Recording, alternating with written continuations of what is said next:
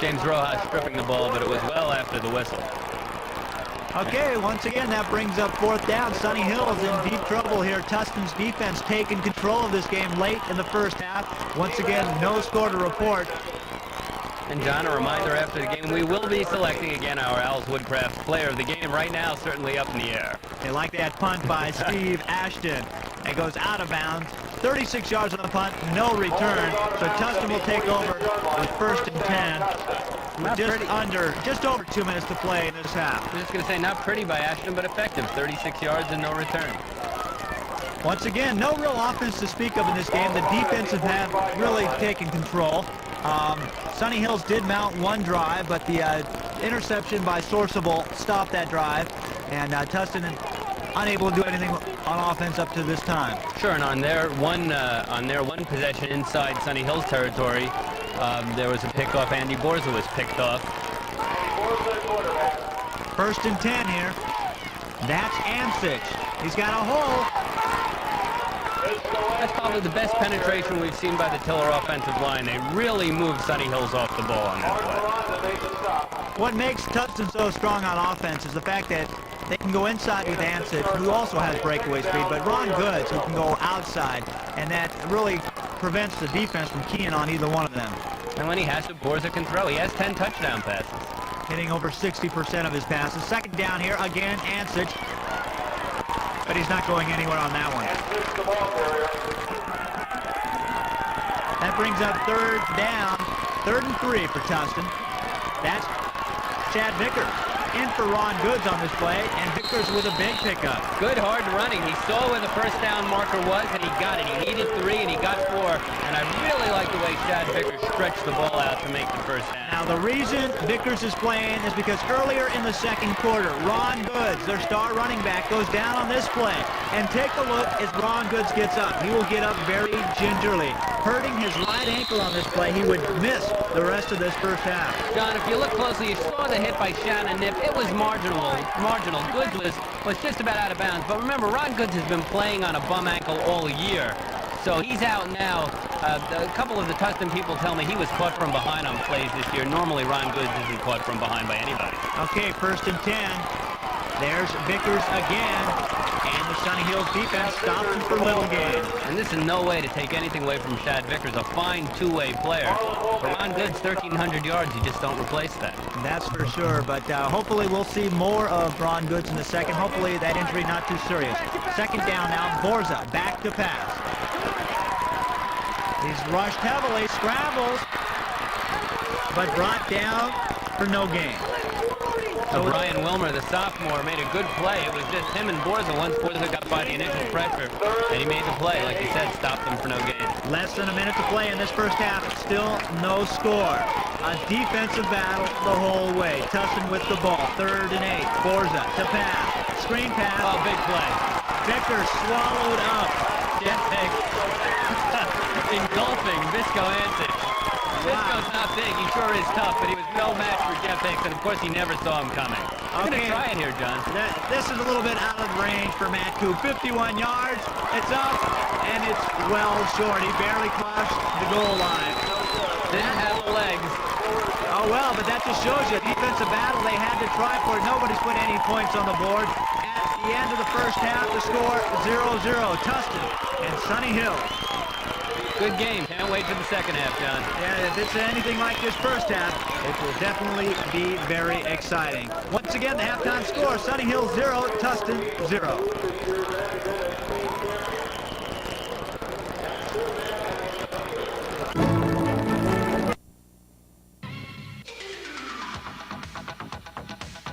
This exclusive Orange County CIF Championship football update is brought to you by Financial Center West, Al's Woodcraft, The Leather Hideout, and Carl's Jr. Restaurants. Good evening, I'm John Overall with a CIF Championship halftime update. We have updates from 3 football games taking place among Orange County football teams in CIF Championship play. First one coming from Santa Ana's Eddie Westfield. Capistrano Valley taking on Paramount. This is Capital Valley in the dark uniforms. Tony Soliday connecting with Jeremy Bryan. in the Division II championship game, and Bryan goes all the way in for the touchdown. 73 yards on the play, 7-0 Capistrano leading over Paramount. Later in the first half, this interception by the same guy who scored the touchdown, Jeremy Bryan, stopping a Paramount drive. We pick up action later in the game.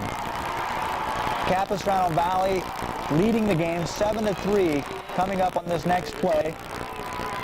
The handoff to Alan Perlis. He goes up the middle and he's off to the races. He cuts to the outside there. Perlis will go all the way down to the 8-yard line. A 52-yard run. Capistrano Valley knocking on the door again. Once again, they lead Paramount by a count of 7-3 with 12 seconds left now. Capo Valley trying to knock it in. They'll go to the air. Tony Soliday. Back the pass, fakes the handoff, and then goes to his favorite receiver, Dave Podel, waving his arms in the end zone, hauls it in for the touchdown.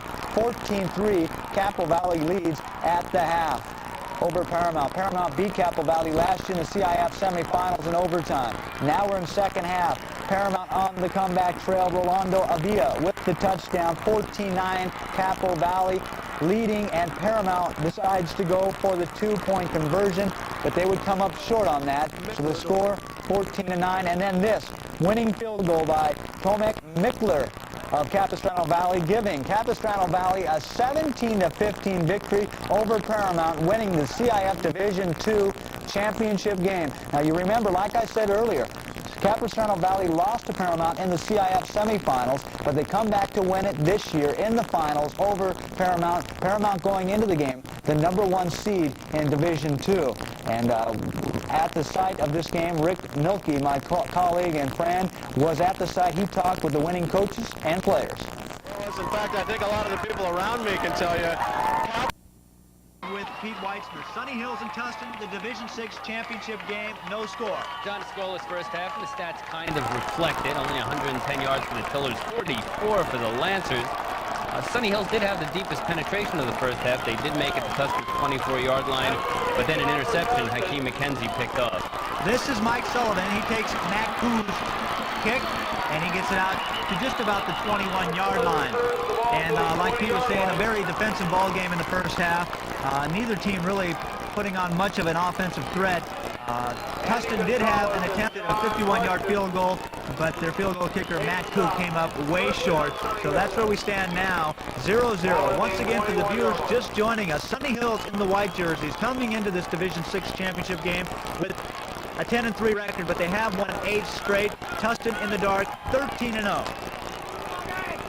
This is 1st and 10, and a bobble by Hakeem McKenzie, but it looks like he recovers his own fumble. Both teams laid it on the ground once in the first half and lost it. In fact, they traded 2 turnovers, an interception apiece and a fumble. That'll bring up 2nd and 10 for Sunny Hills. A running team all the way. And they stick to the ground here. Kenny Overby, but he's got nowhere to go. Tustin's defense all over him, as has been the case most of this game. Tom Sorsable, the first in on the tackle. He was the man who picked off Hakeem McKenzie deep in Tustin territory in the first half. 3rd down and 8. Sunny Hills may be forced to pass now. McKenzie back to pass.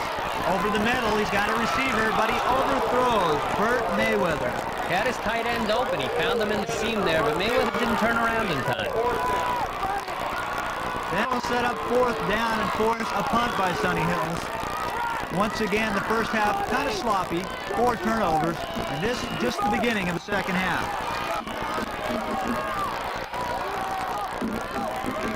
Ashton back to punt, Vickers back to receive. And Vickers under it, goes left, backing up, looking for a hole. Got to cut it upfield. And there he's got it, brought down there by the Sunny Hills defender, Mark Veranda. and he has had an outstanding game. Mark Veranda could be one of the candidates for our player of the game. Right, Al's Woodcraft, of course, giving away a computer table and accessories to our player of the game, and right now John's certainly up in the air. Definitely. Could be a defensive player. Yeah, and it looks like that's the case. No points scored. Visco Ansich for Tustin has been running the ball with his running mate Ron Goods out with a slight injury in the first half, and there is Ansich with the ball. Yeah, at this point, maybe a Mark Veranda or an Aaron Guttridge. Aaron Guttridge, the star defensive linebacker for Tustin, having a great game as well. This is now second down coming up for Tustin. Ansich gained about 5 yards on that play. So it'll be 2nd and 5 for the Tillers on the 39-yard line. Don, we want to point out that Ron Goods did not come out for the first offensive set here in the second half. And he, of course, hurt that right ankle again midway through the second quarter. He did not come out. It's Shad Vickers teaming with Visco Ansich in the backfield. Once again, Ron Goods, running back for the Tustin Tillers, who has gained over 1,000 yards this year. A great outside threat, but he has been hampered recently by that sore ankle, and sore enough now to keep him out of the game. Ansich again with the ball. Good offensive line, sir. Take that out to about the 31-yard line, a gain of 7. Set up 1st and 10 for the Tillers. Mike Sullivan made the tackle. He and backfield teammate Kenny Overby playing both ways. And those two youngsters have got to be very tired because they've been running the ball a lot. They get the ball about the same amount of times, and then playing defensively, you know they're starting to wear. John, the seniors going for a division championship. You're right, they're tired, but I think they'll feel it tomorrow. Right, they'll be more tired tomorrow. Like this guy, Visco Ansich, who is just a workhorse tonight. John, we're seeing for the first time in the game, I think, Tustin's offensive line moving Sunny Hill's Lancers off the ball. 2nd and 3, Ansich again. 4th straight run for Visco Ansich, and the poor guy is just being worked to death by his dad, the coach, and it looks like he's hurt here a little bit. He's holding his right arm as if he is injured, but he's not walking off the field. This guy is a gamer. He'll stick in there. I think it's going to take a little more than a dink to get Visco out of tonight's game. On the 15-yard line, the first real threat of this game. 1st and 10 for Tustin. Ansich, his 5th straight carry. This one for 2 yards. Mark Ferrando with the tackle once again. Nothing fancy. Coach Marion Ansich has, as he puts it, been called a dinosaur by more than one person. He's a throwback. He's been coaching high school football for some 25 years. Spent a couple of years as an offensive coordinator at Northern Arizona. Didn't like the college scene, so he came back to the high school game. More than 200 coaching victories. Okay, that sets up 2nd and 8. Tustin on the drive. We could get our first points on the board here. This is Shad Vickers. For a couple. Brian Wilmer, one of the first on the scene, just a sophomore. Like we mentioned earlier, Sunny Hills with an 8-game winning streak. The last team to beat Tustin last year in the CIF quarterfinals by a count of 21-0. 3rd and 5 on the Sunny Hills 10-yard line. Think they'll go with Visco on this one? Visco left. Hey, check it out. Visco left for a couple more. And Veranda, once again, the first to get there for Sunny Hills.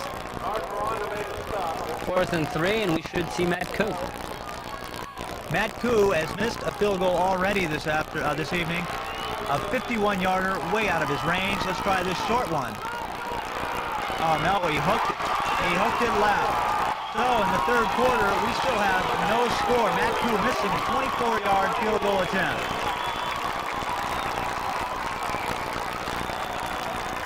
We rejoin action after neither team was able to move the ball. Tustin has the ball in its own territory, deep in its own territory. 1st and 10 for the Tillers.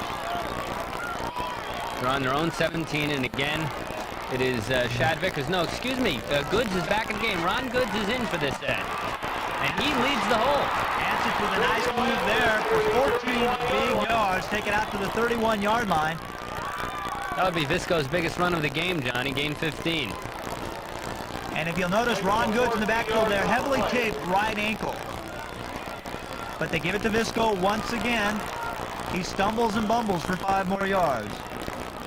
That'll set up 2nd and 5 for the Tillers. John, they've got Ron Goods in the game, but of course they're not giving him the ball. Marion Ansich may be just using Goods in the backfield as a decoy. It seems like Sunny Hills has been keying on Visco Ansich, knowing that he's going to get the ball. With Ron Goods back there, it poses a threat to the Sunny Hills defense. Goods was a lead blocker on that 15-yard run, but he really just threw a half-hearted block. He just can't plant off that ankle, and you see him even limping in the backfield there on this next Ansich run. That was Andy Borza, the quarterback, with the keeper for 6 yards on 2nd and 5. That'll give him a 1st down. Coach Ansich saw something there, and he was right. This time again to Ansich, and a very short gain to the Tustin 45-yard line. So Tustin will now have second down and 7, and I really don't think that